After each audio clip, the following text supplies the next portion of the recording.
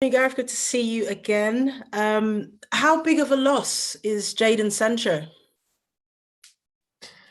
Well, it's disappointing for Jadon first and foremost because these opportunities to play for England are obviously important and cherished, and we've only got another 5 camps before a World Cup. So, um, yeah, for him not to be able to play is a disappointment. But we've got a strong squad, and we've got other players who are in good form and playing well. So in terms of the depth, we're in a good place, really. Yeah, good place because it was a particularly dominant performance against Hungary. I wonder if you've had a chance to reflect on the hostility that the team encountered and the fact that the players were still able to perform to that high level despite the challenges. What have you made of that? Well, I think for us to keep improving and progressing as a team, the mentality is really important, and we had prepared the players to expect a hostile crowd and uh, an atmosphere that was going to get right behind the home team and potentially put us under pressure when we were in possession of the ball. But I thought right from the start of the game, the players embraced that challenge, and they were very focused. They were composed in the way that they played. They were composed with the way they dealt with everything on the night.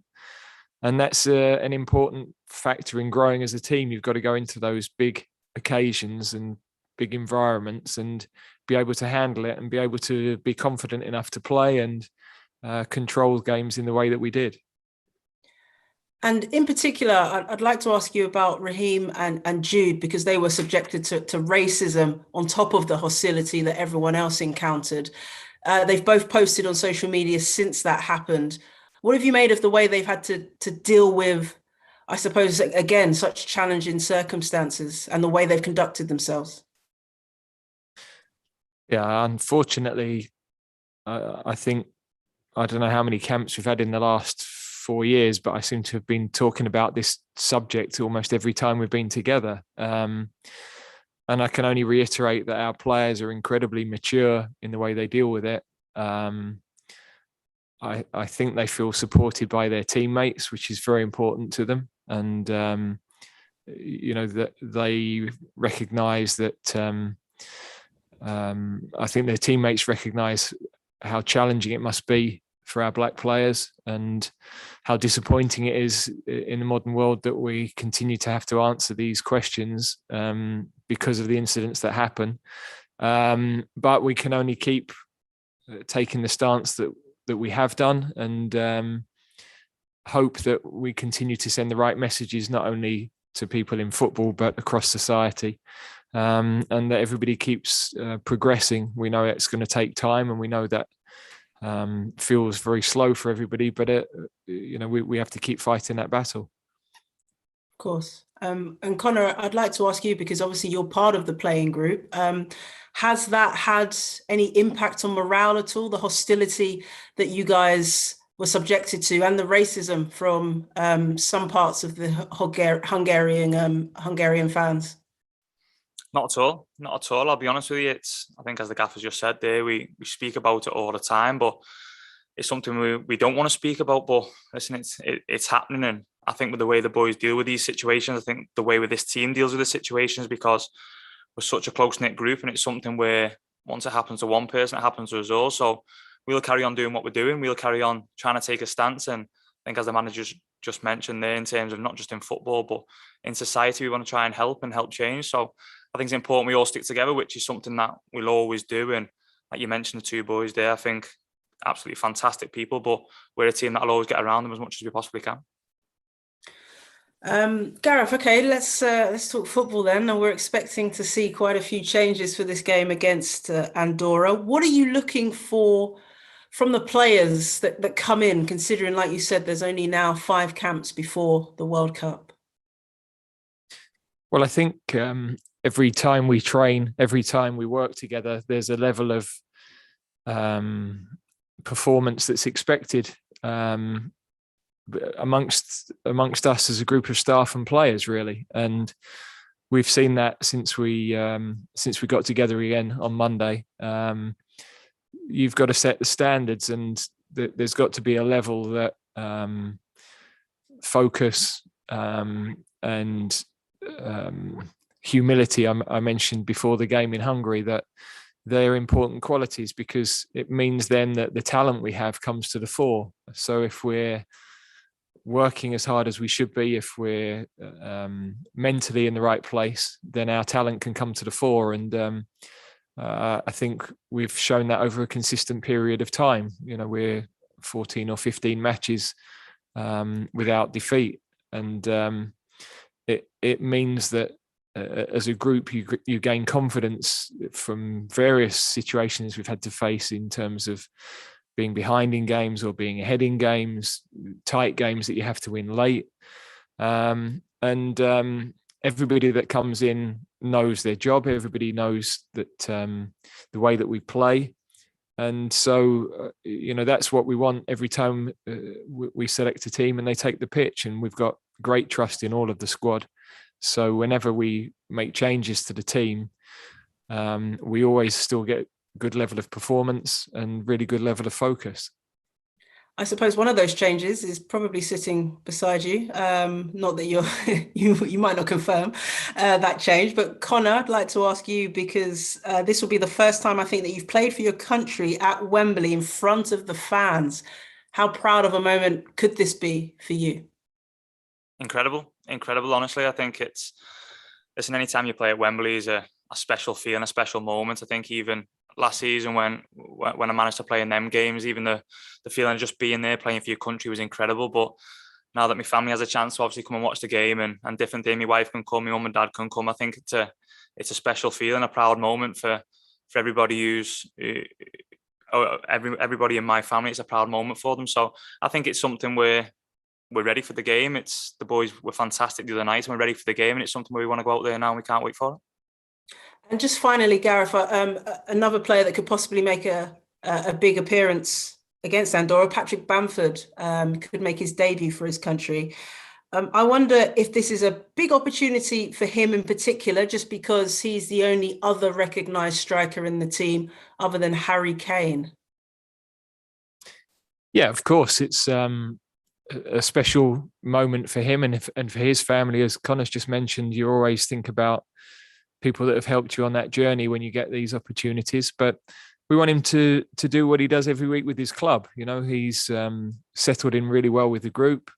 He hasn't had a huge amount of time to be able to train with us yet, but I think he's got a really clear picture of how we like to play. And it's good that he was able to watch the team play the other night at close quarters and get a feel of the expectations. And we just want him to go and enjoy his football. It's the phrase you used was opportunity, and that's exactly what it is. He shouldn't put any more pressure on himself than that. We know what he's capable of, and we're looking forward to seeing him play. Thanks, Gareth. Thanks, Conor. Go well. Good luck. Thank you. Thanks, Jess. Next, we'll go to Alex Howler, BBC Sport. Hi, Gareth. Hi, Alex. I was just wondering whether you'd be able to tell me a bit about the reporting of incidents when there's racist abuse. You touched on it after the Hungary game. Is that something that's always been in place, or you've had to put in place because of the incidents over the last few years? No, I think it's something that has always happened, but I think that we're more aware of it now, better prepared, unfortunately, because we've had to be. So we've learned a lot from the experiences of the past. And most importantly, in our mind is always to be there to support our players in the best possible way. So there's also a balance there that, the lads want to get on with their football. And as much as it's important that we talk about these things publicly, they don't necessarily want that to be the uppermost conversation. They want their performances on the pitch to be recognised, and when you've played as our lads did the other night, they want to be talking about how well they played, and that is the thing that they're here to do. They recognise their wider responsibilities, and at the right moments, they want to affect those things. But when they're playing, they want to be judged on their playing. And tomorrow at Wembley is the first time playing back at Wembley since the final. How much are you looking forward to that in front of the crowd? Yeah, it's as special as it is to play at Wembley. It's special to be manager of your country and to lead a team out at Wembley at any time. So I know that we've got a fantastic crowd coming. We're quite unique really in Europe in terms of the volume of support we get for our home matches, and that's very special. And I know that the supporters recognise the journey that the players took them on through the summer, and I know they're going to get a fabulous welcome. So of course we're all looking forward to that. Thanks, Alex. Next we'll go to Fred Caldeira from TNT Sports Brazil. Thank you, Andy. Hi, Gareth. I'm aware that my question is not about something that affects directly your team now, but if I may, I would like to ask if you feel sympathy towards the managers of national teams that couldn't have their players that play in the Premier League right now because of the current restrictions, because it seems that it's only the latest chapter of a long friction between club football and international football. Yeah, if of course, if I was one of those managers, it's a very difficult situation to be in. You've got to win hugely important matches without a lot of your best players. So I have a lot of empathy with the managers that are in that situation. Very difficult situation to resolve because it is entirely related really to the COVID situation and individual countries. So it's complicated, and it's also really difficult for the players. I think players are obviously desperate to play for their countries. They don't want to let their countries down. And to a large extent, this is out of their hands. So I can have huge empathy with the coaches and the players, really. Thanks, Fred. Next we go to Simon Peach, the Press Association. Hi, Gareth. Just wanted to ask, obviously Jane's gone home, but is there any team news to be aware of, and will you name your captain in advance? Because I know you've been making changes. No, I mean we Conor will play. I wouldn't make him sit here otherwise. But we wouldn't give our team away if we were playing Brazil tomorrow. I wouldn't be telling Fred what was going on. So we won't be doing that ahead of the game tomorrow either.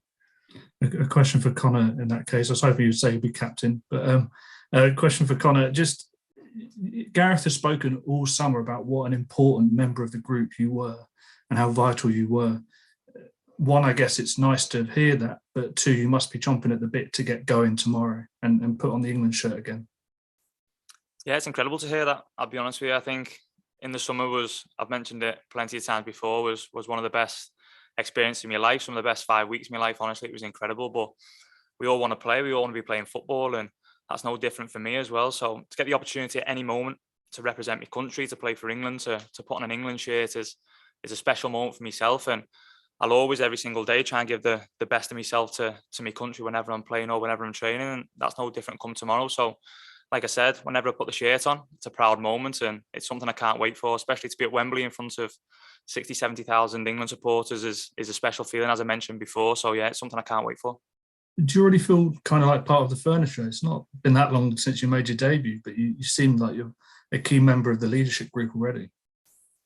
Yeah, it's not necessarily that. It's the way the lads make you feel welcome. It's the way the lads welcome you when you come into the squad. I mean, when I first came in, every single player in that changing room who get picked for them were incredible with me, and it's something that I really, really appreciate. So it's not necessarily feeling part of anything. You've got to perform every single week playing for your club to get picked for your country. And as I mentioned before, it's a real special feeling, but that's all down to the lads with the way they make you feel. So I love coming here. I love every moment I get picked for England, and this is no different at the minute as well. Thanks, Simon. And we'll finish with a question from Dom Smith of englandfootball.org. Thanks very much. So Conor, as a defender, I wonder if I could just ask you, how impressed you were with the performances of John Stones and Harry Maguire, and of course your good friend Tyrone Mings at the summer. Obviously you were watching on from the sidelines, but How impressed were you with their performances at the European Championships? Incredible, mate. Incredible. I think from every player who played, and as you mentioned, I play in the same position, but to watch them boys perform and watch them boys do what they've done, and it was incredible. It was fantastic. I mean, you just mentioned I'm really close with Ty, and it's something where he came into the team and performed so well, and got two clean sheets when he played, and it was incredible. And then obviously you see Big H coming back in playing with Stonesy, and listen, we have some world-class centre-halves playing for our country. It's incredible to see. And listen, we're all there to help each other. We push each other every single day in training. We do our best to do that, because the only important thing when you come away from your country is about winning as many games as possible. And we've done that every day in the summer, and we pushed each other to the limit as much as we possibly can. And there's nothing you're seeing on the pitch with the way the lads performed. It was fantastic. And yeah, they helped the country to obviously what was a memorable summer. And you must be really looking forward to getting the start tomorrow, of course, in front of the home crowd who England haven't played in front of since the final, of course. Oh, incredible. Honestly, I think I mentioned before about the feeling, representing your country, to actually put on an England shirt, it's incredible. But then to go and start and be involved in a game at Wembley is absolutely amazing. So it's something I can't wait for, honestly, and something my family can't wait for either. Hope it goes well for you. Cheers. Thank you, mate. Thanks, Tom. We'll finish it there. Appreciate you joining us today.